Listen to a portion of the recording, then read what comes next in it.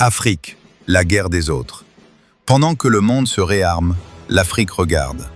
Pas par choix, pas par paresse, mais parce qu'on a tout fait depuis des décennies pour qu'elle reste dans cette position-là.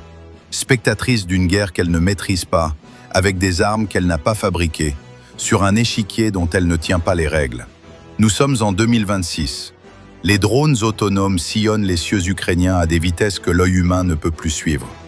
Israël déploie des essaims de robots militaires capables de prendre des décisions de ciblage sans intervention humaine. La Chine expérimente des sous-marins pilotés par intelligence artificielle dans les eaux profondes du Pacifique. Et les États-Unis testent des soldats augmentés, des hommes équipés d'exosquelettes, de vision thermique embarquée, de communication cryptée par satellite en temps réel, capables, littéralement, de voir à travers les murs. Pendant ce temps, sur le continent africain, 54 pays, 1,4 milliard d'habitants, un tiers des conflits armés de la planète, les soldats marchent à pied.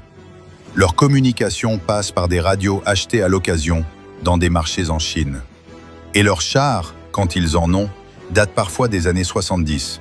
Ce n'est pas une métaphore, ce n'est pas une exagération journalistique.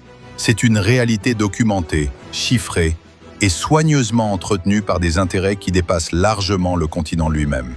Les données de CIPRI, l'Institut international de recherche sur la paix de Stockholm, sont sans appel.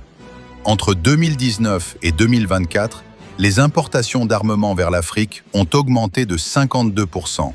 Mais ces armes viennent toutes de l'extérieur. Elles ne sont ni fabriquées, ni conçues, ni vraiment maîtrisées sur place. L'Afrique représente 17% de la population mondiale, mais moins de 2% des dépenses mondiales en recherche et développement militaire. Aucun des 54 pays africains ne figure dans le top 20 des budgets de défense mondiaux.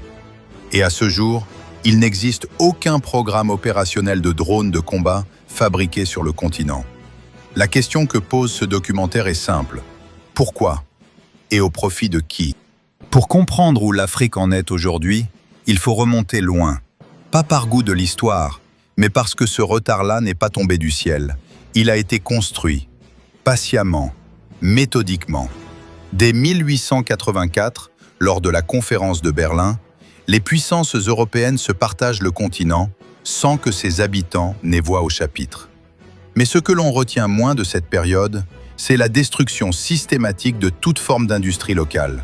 Les forges africaines, les ateliers de métallurgie, les traditions de fabrication d'armes qui existaient depuis des siècles dans de nombreuses sociétés, tout cela est progressivement démantelé, marginalisé, interdit.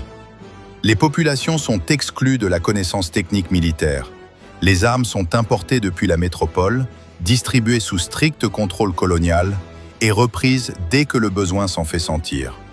L'Afrique apprend à recevoir, jamais à produire.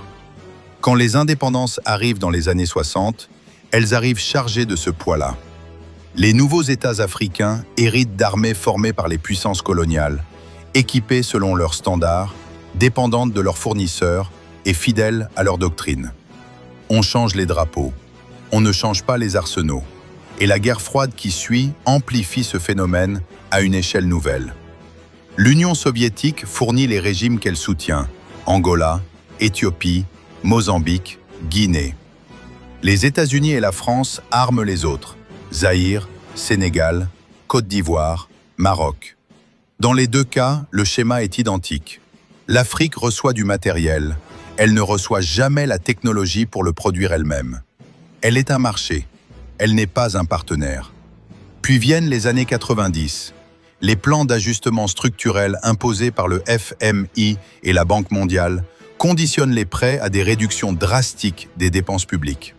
Les budgets militaires africains sont compressés au moment précis où le reste du monde entame sa révolution numérique dans les armées.